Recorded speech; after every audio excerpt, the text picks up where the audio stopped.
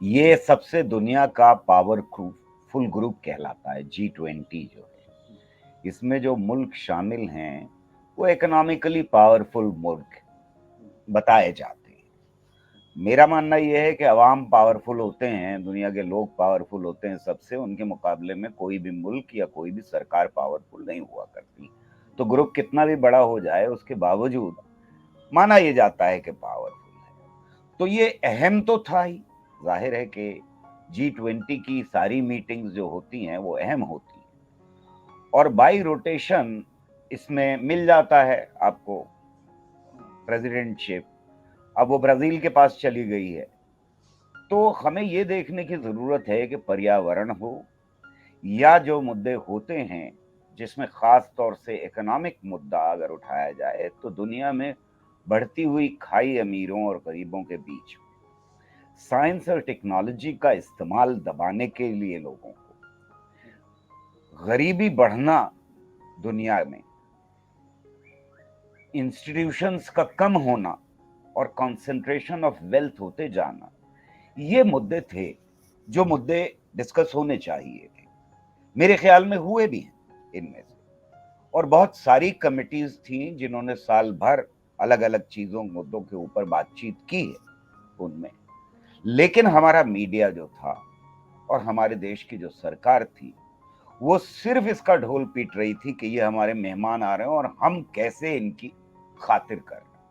तो वो सोने वाली जो बात कही अभी संजय जी ने और अनिल जी ने कि थाली में खिलाना वगैरह वगैरह, सारा फोकस इस बात के ऊपर था। अब सवाल ये है कि अगर ये मेहमान थे तो ये किसके मेहमान थे? 300 ट्रेनें रोक दी गईं, जो लोग उनमें बैठे हुए थे क्या ये उनके मेहमान नहीं थे? अगर ये देश के मेहमान थे तो ये उनके भी मेहमान थे। जिन बस्तियों पे पर्दे लगा दिए गए, अगर ये देश के मेहमान थे तो उन बस्ती में रहने वालों के भी मेहमान थे। अगर ये लोगों को घर में बिठा दिया गया 3 दिन के लिए, और जैसा संजय जी ने कहा, मैंने एक्सपीरियंस किया है, आपको दूर से खबर मिली कि दिल्ली की सड़कें डेजर्टेड थी पूरी तरह से। एक ऐसा आलम था जो हमने कुछ ही साल पहले देखा है, अभी कोरोना के पीरियड में लगभग उसके करीब का मामला था। और कुछ इलाकों में तो वही मामला था, कुछ दूर के इलाकों में नहीं था दिल्ली के, लेकिन कुछ इलाकों में तो वही मामला था। तो किसके मेहमान थे? सवाल ये उठता है कि ये देश की अगर जनता के मेहमान नहीं थे तो फिर ये मेहमान मोदी जी के थे। मीडिया पूरा ऐसे ही प्रोजेक्ट कर रहा था जैसे अकेले मोदी जी के हों। आपने और मैंने किसी एक मिनिस्टर के बारे में नहीं सुना जिसका कोई जिक्र आया हो कि भाई उनका भी रोल था, इनका भी रोल था। जब वहां पर रात को बारिश हुई और सब कुछ बह गया, तब दिल्ली के गवर्नर का नाम आ गया कि वो जागे एकदम से कि पानी निकालना है।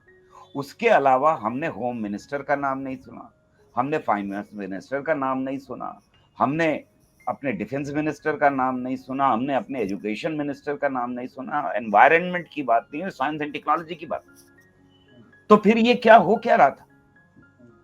या फिर जो हो रहा था अंदर उसके बारे में हमें कोई चिंता नहीं।